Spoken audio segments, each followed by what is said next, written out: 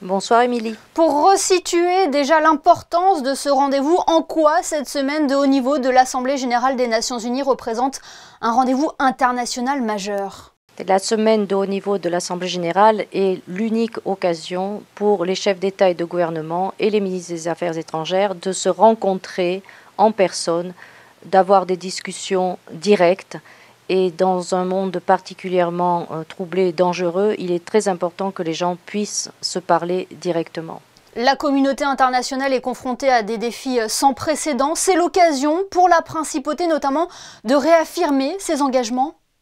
Bien sûr, la principauté fait partie du concert des nations et dans ce concert des nations, il est très important pour un petit pays comme la principauté de Monaco de faire preuve de solidarité, mais aussi de réaffirmer ses principes. Et je précise en particulier l'état de droit, le droit international humanitaire qui est particulièrement bafoué en ce moment, puisque dans tous les conflits, les populations civiles sont prises pour cible. Donc c'est extrêmement dangereux, le monde est très fragile.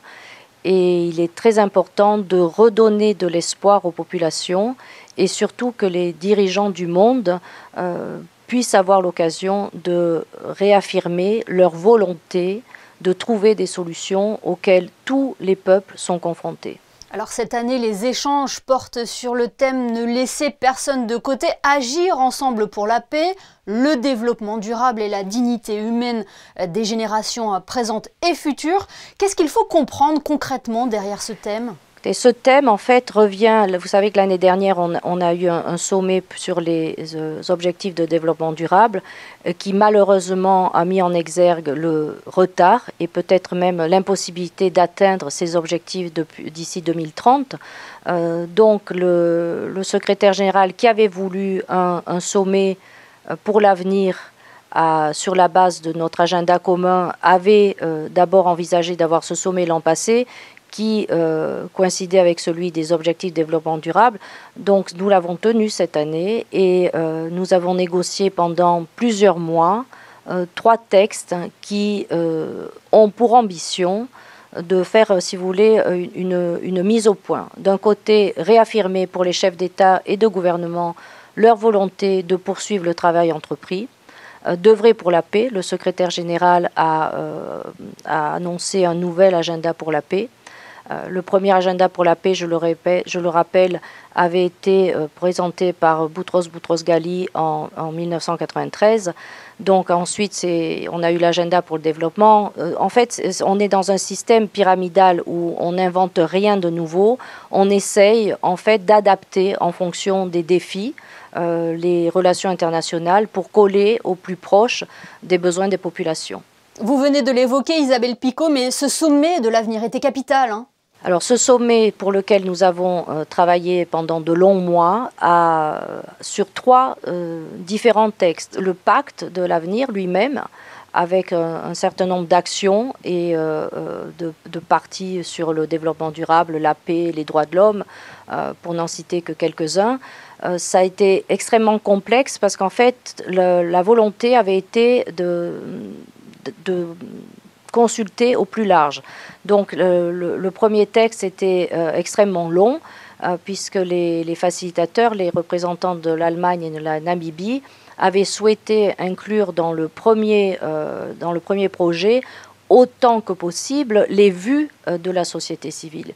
Puisque vous savez, l'ONU est une organisation intergouvernementale, donc ce sont les États qui négocient. Donc au-delà des engagements pris précédemment qui ne peuvent pas être ignorés, ce sont aussi des négociations politiques.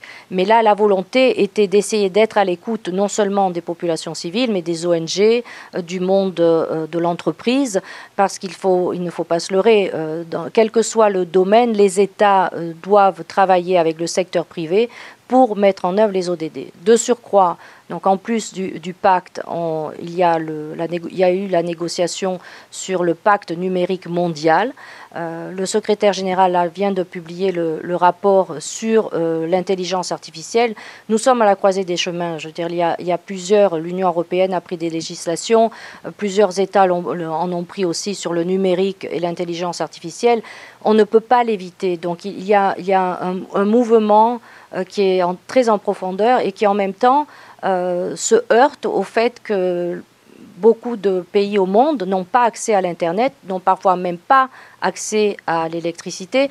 Donc entre les moments où on leur dit qu'ils vont pouvoir, en fonction de leur culture, de leurs besoins, éduquer plus facilement leur jeunesse, leur population pour atteindre les objectifs, d'un autre côté, il faut reconnaître qu'il faut d'abord leur donner accès à l'électricité et à l'Internet.